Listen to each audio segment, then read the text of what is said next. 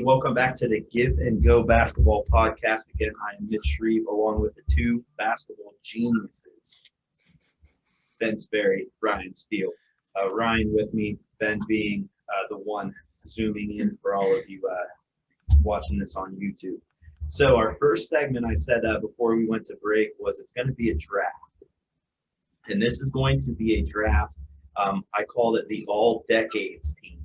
So these guys are going to have to draft between players from the 50s, 60s, 70s, 80s, 90s, 2000s, and 2010s till present.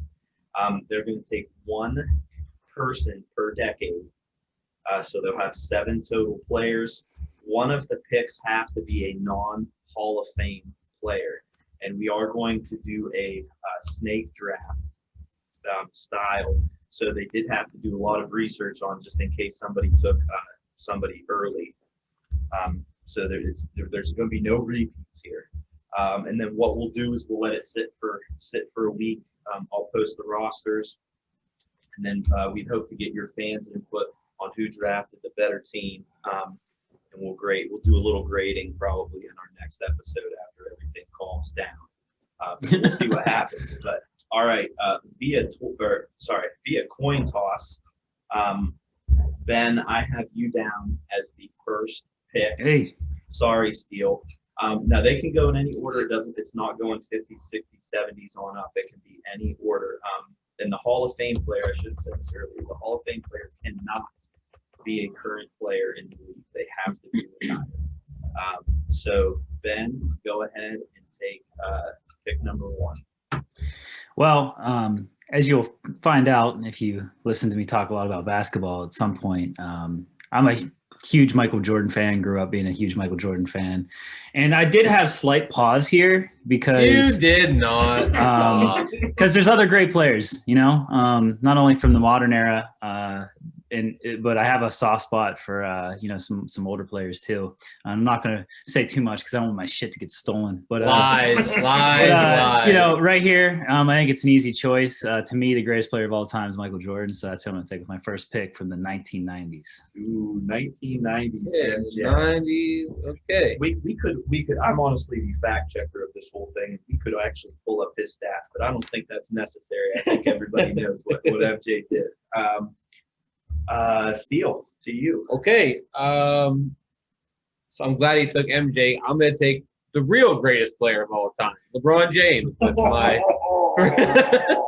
It's a good pick. I mean, look, it's a good pick. And honestly, being second and third is not bad on this because, you can stack to some pretty good players in the shot. So my 10s is gone. This is where the strategy comes in. Yes. All right. Because I'm not just going, and I don't know how you feel about this either. I'm not just going 5 best players. I'm trying to win a game with fit on the court. Agreed? Yeah. Is that okay? I think not only do you want to have fit so that you could win in any style or play in any era, but I think you want to be able to say, this group can be versatile, like you can do it against different types of teams too. Right. Yeah. All right. So second pick, I'm going with the Bird man, Larry Bird in the 80s. Interesting. Okay. And LeBron needs to find them shooters, man. Who better to do it? Okay. 2 elite passers. And one of the greatest shooters of all time. All tied together. You'll see. Okay. So that puts me back on the board. All right, I got a lot of decades I got to fill out, and I'm trying to think who would be most likely to be next on the board anyways at this point, not to mess myself up too much down the line. But, here, I actually contemplate if this were a true historical draft, I do think Michael Jordan is the greatest of all time. I mean, LeBron's right there. But if you just wanted to go with the greatest athlete that played basketball possibly ever, it's actually going back in time, and I'm going to go with Wilt Chamberlain here. 7 foot tall. He was Shaq before Shaq, but I think he was in better condition his entire career. He could play an entire game that was way faster than the game that Shaq played. Incredible skills and talent that I think could translate into any era. And you can't say that about every player from some of the older generations. That's his guy. Yeah. And, We've had this combo for a while. Look, and there's knocks on Wilt. Obviously, Russell beat him a lot back then. But I think if you put Wilt with the right other superstars, and in this case, we're going to have them, he brings so much at both sides of the floor that I just think, he's a hard to miss player here, even though there's obviously other greats. And then luckily, I have another pick, even though that gets my 60s out of the way. I think I know what you're saying. And I just don't want to mess this up because I don't know which era or which. Well, you're off on the 80s though, so that means I can kind of pull it off on the 80s, which means I can do this. I'm gonna go. I can do this. And you've already taken your 2010s as well, which means I don't have to pick him till later. Yes, it's true. So that means I'm gonna go to more modern era then. And I'm gonna go with I know who he's taking. He's acting like he's not I'm gonna go with Tim Duncan. Oh, Did I surprise you there? I thought you were gonna go Steph or Duncan. I figured. So the thing is, you already took your 10s. So I got Steph on the reload at some point later. So and what I'm gonna do with Tim is I'm gonna be able to pair him with Wilt. We already know he can do the Twin Towers format. He did that with David Robinson. Also, he brings a lot to the table on the other side. So like Wilt had a little bit more. I mean, I don't know if flashy is the right word, but he's I'm gonna go get a bunch of buckets. Tim Duncan can play any style. He's proved that throughout his career. If I put Wilt on the bench at some point, I can play Tim at the 5. He can play the 4. He can step out and shoot a little bit. He can play more in space if he had to, especially if we get a younger version of him. Big Fundy. I really like my 2 bigs, and I feel pretty strong with that pairing. So I got now, I think the 60s, the 2000s, and the 90s off the board for myself. Yes, that's what I have you down as. And remember, I'm the judge and jury on this. Not really. I'm making that up. But all right. So Ryan, now I get 2. Whew, we gotta start filling some things out now. That's good. I like that. Wilt and Duncan. Okay. We're thinking now. All right. I'm going to combat Wilt with, to me, the best defensive center of all time. Ooh. The dream, Hakeem Olajuwon going. Not Alonzo Mourning? I didn't say my favorite center. I said no, you're right. You're right. And that's a good pick. So wait, is that a 90s pick then? It's my 90s. He's a 90s. Well, it has to be. I guess you already had Birdman. So okay. Yeah, that's a really good pick because he's also, extraterrestrial on offense too, with his ability to hit you with every combo move in the post. So it's great pick. Okay. I like now, even though Braun can run the point, and he will have the ball in my squad, I'm going to go with the original LeBron James, the first LeBron James, Oscar Robertson, the GOAT at his time to me.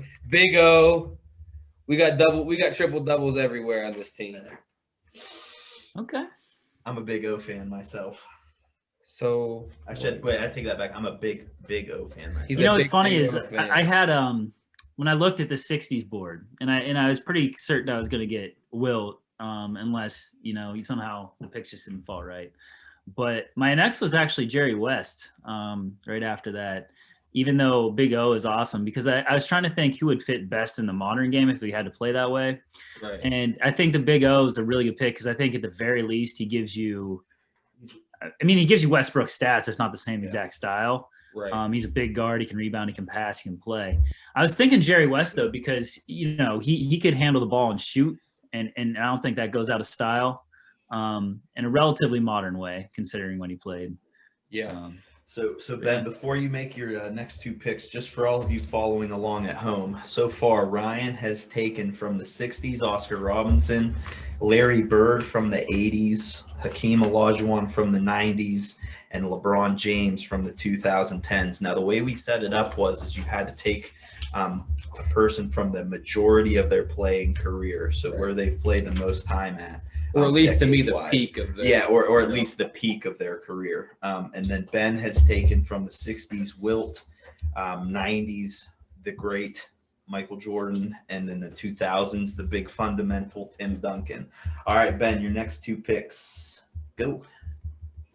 All right, so and let's not take this the wrong way. Part of this is strategic because I already know what decades he picked, so this isn't necessarily what my next pick would be if we just had a whole list. Same with me. But where I'm going to go with is a guy from the 70s here, because I already got my bigs, and I got, Jordan, obviously, to take a lot of the scoring up. I'm going to pick a guy that's kind of like, it might surprise you. He's a swing guy that can play a little bit guard, a little bit of forward. John Havlicek. Oh, no, I just pointed at it. No way. And no way. I thought it was going to be the other one, but because I feel like he could bring something to the table. I mean, obviously it was a great when he played, but I think he could bring something to the table today still, as like a big like swing forward guard type, to play good defense, grab rebounds, pass the ball, get some buckets. So I like him as an all-around player from the 70s because I don't need another big. I mean, Kareem would be next. If you went purely on that, or Unseld or one of these other guys, there's some other guards that fit too, but I already have Jordan, so I don't need another score necessarily. So it's funny. I got Havlicek there. Not too long ago, I was just lying around on Wikipedia doing my thing and watching some old basketball stuff on YouTube and whatever. And Havlicek was a guy I always, heard of and knew about. My grandfather's a huge Celtics guy, and if he's listening, hey, Grandpa. But anyways, I just, everybody was talking. I can't remember where it was at when I was looking, but they were talking about how great he was. I looked up his stats. Dude was unreal. He gets lost in the lore of Boston between Russell and Bird because he was in between them. Yeah. And I believe after Russell retired, I think he only won 1 or 2, which not only, but for the Boston. For what Bird and Russell did, he gets lost in the shuffle of a great, storied franchise. Yeah, if you have a chance, go look at his stats, listeners. The funny thing is, Ben, I have on this sheet, I have 5 guys in the 70s.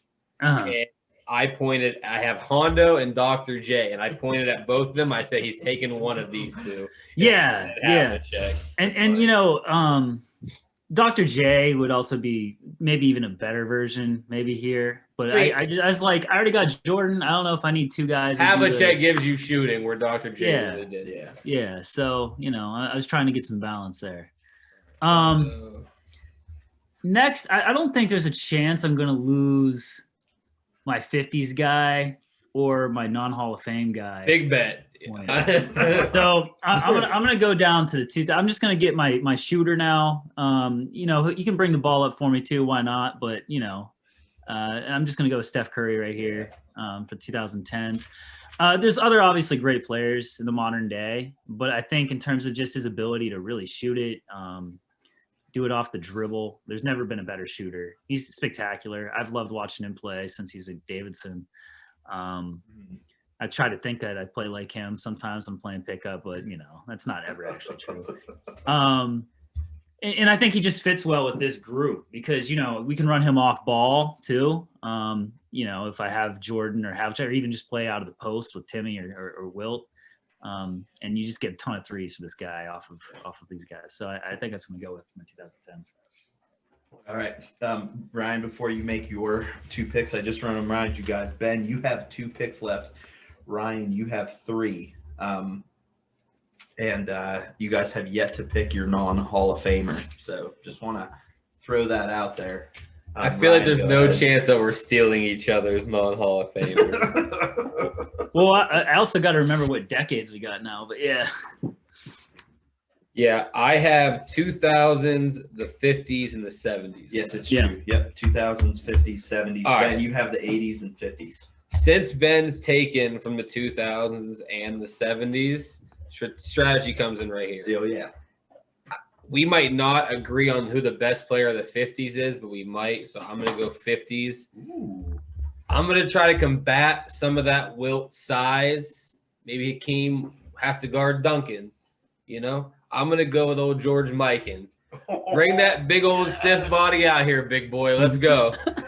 Let's go, George. Can I just say one thing? The Mikan might be my all-time favorite. Hey, he has a great drill. It is a great finishing around the basket drill. You can't go wrong with it. All right. Especially if you modify it. You get the reverse Mikan. You go a little bit further out. Yeah. Dude had one thing right for him. All right. Okay. Good 50s pick. And then I'm going to round out my starting 5 with RIP, my guy, Kobe Bean Bryant. We're fighting Jordan with the dude who tried to be like him. Yeah. And you know, if you're going to get a close enough replica that would pass, you know, in a lot of cases, that's perfect. And, you know, they'd compete hard.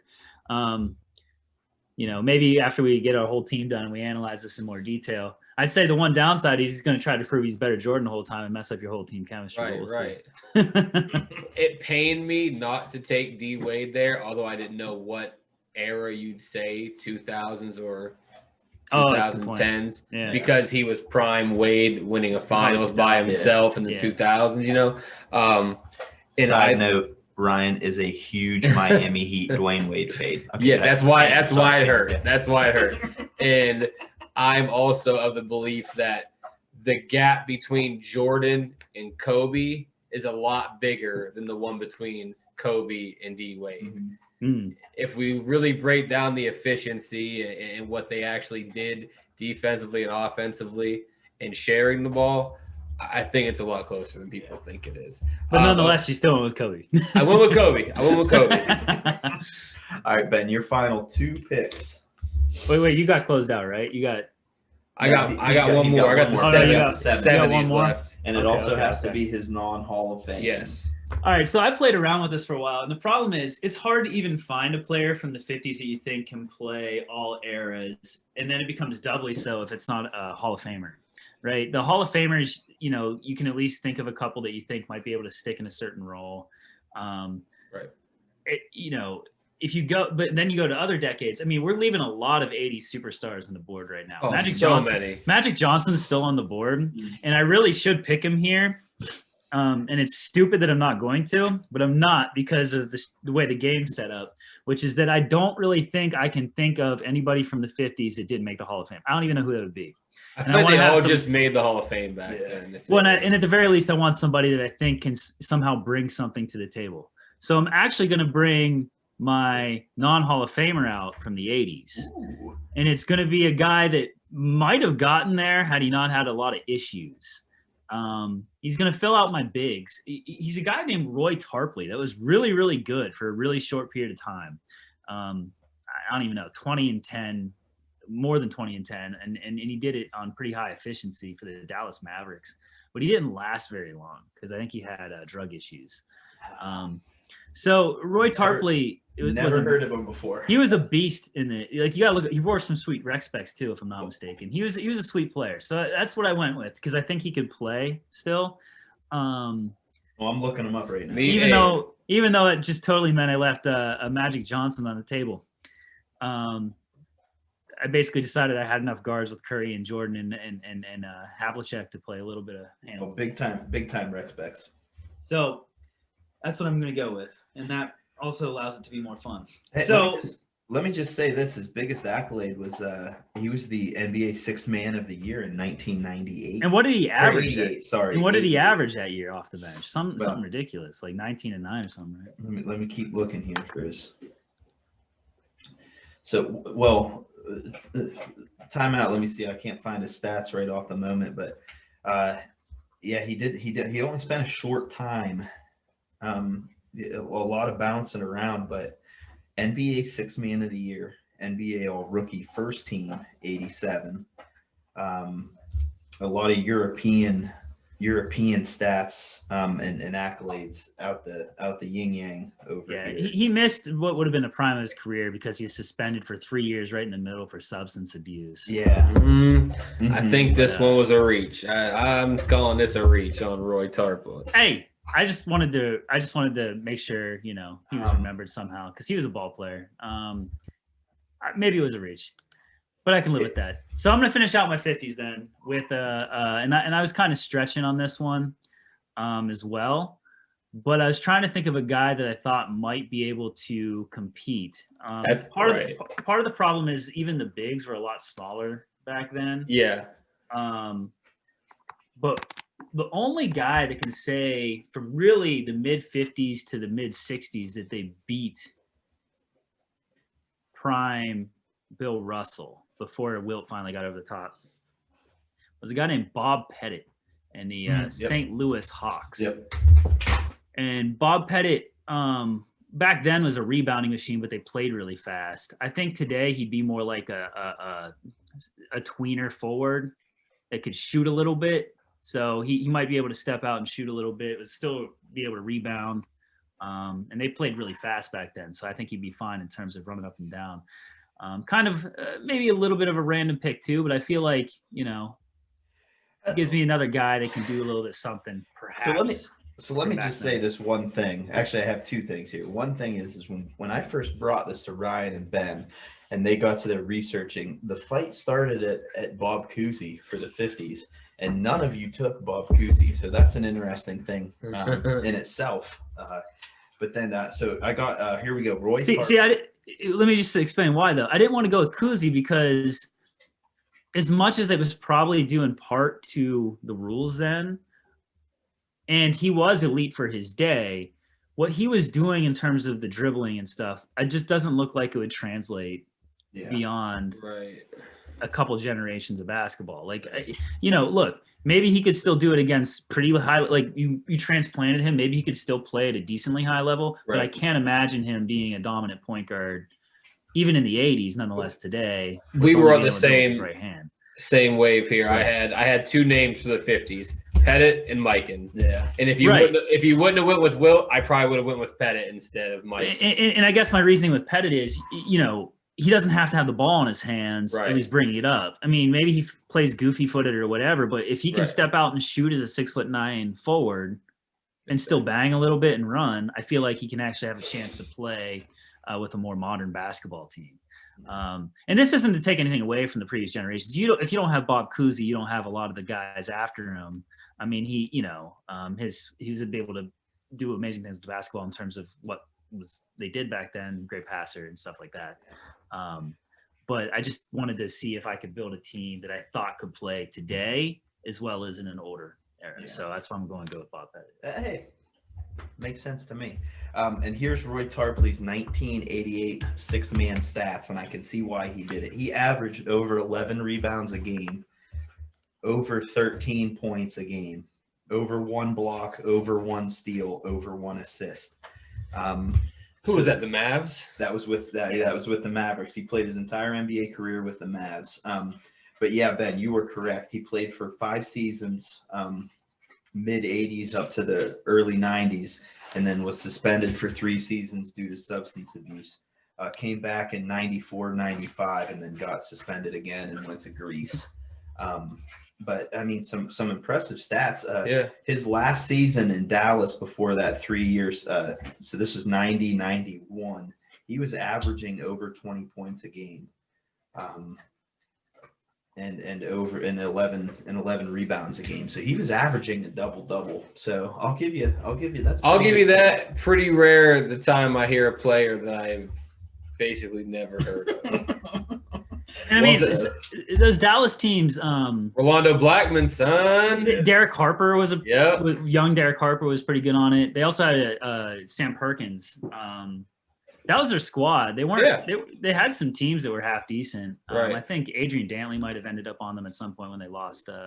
Maybe Mark Aguirre. Well, I think it was Aguirre, and then he got traded for. He got traded to the Pistons, right? Yeah. Oh, right. Yep. And then in the year that he won 6 man, they were actually real good. They lost in the conference finals to the Lakers in 7.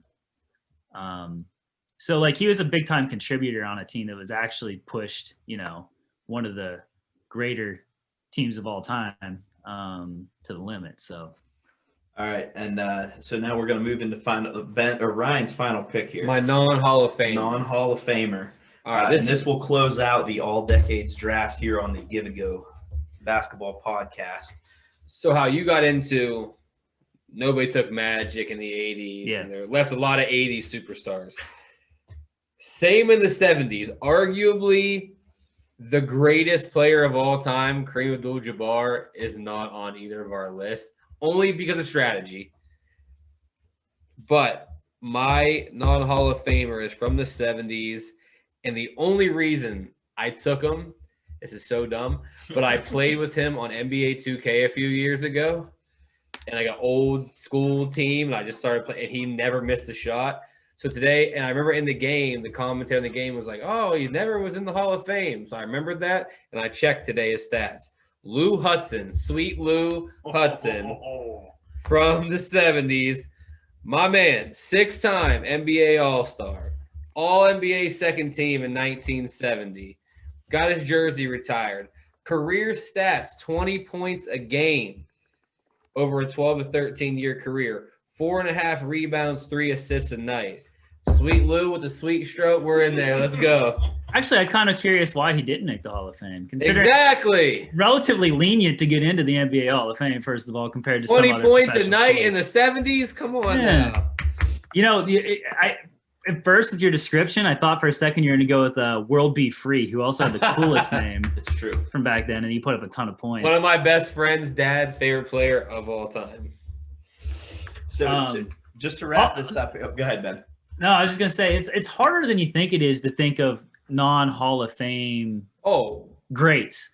And you're tempted to do it by going with somebody relatively modern, but then you lose out on like a 2000s superstar, right? Yeah. Like I have a really big soft spot for Jason Terry, and I really thought about taking him, but then I was like, what the hell would I'd be giving up Shaq, Tim Duncan, Kobe, and KG, right, or Dirk Nowitzki, right, to take him there. So, and that's another most notable player I think, because I figured one of you would take him was Shaq. Oh yeah. But I know I can, you know. I know if I wouldn't have already had Wilt, I would have went Shaq. Like if Wilt got off the board, I think I would have went Shaq instead of Tim Duncan. That's the fun of the game. So let me just give a quick recap here of who took who. Ben took Pettit, Chamberlain, Havlicek, Tarpley, Jordan, Duncan, Curry. Ryan took Mikan, Robinson, Hudson, Bird, Olajuwon, Kobe, and LeBron James. I am going to put these on our Facebook page, on our on the YouTube description. You know, I'll have them everywhere that's humanly possible. I'll have them listed. We'd like to get your thoughts. You can email us. You can comment on our Facebook page. Our email is thegiveandgo3 at gmail.com. Feel free to email us. Let us know who you would think would win. And like I said, we're going to do a breakdown for our next episode, and we'll let you know who we think would win. Non-biased, gentlemen, non-biased on this. Hold on, real quick. Yes. Your starting five is everybody but Pettit and Tarpley, right? Yeah. Okay. I like that. Who would your starting five be? Everybody but Mikan and Lou Hudson. I figured. All right. Yeah. I got a big and a guard to come off the bench. And this is going to actually take us into our next break. Thanks for tuning in. Give and Go Basketball Podcast. We'll be right back.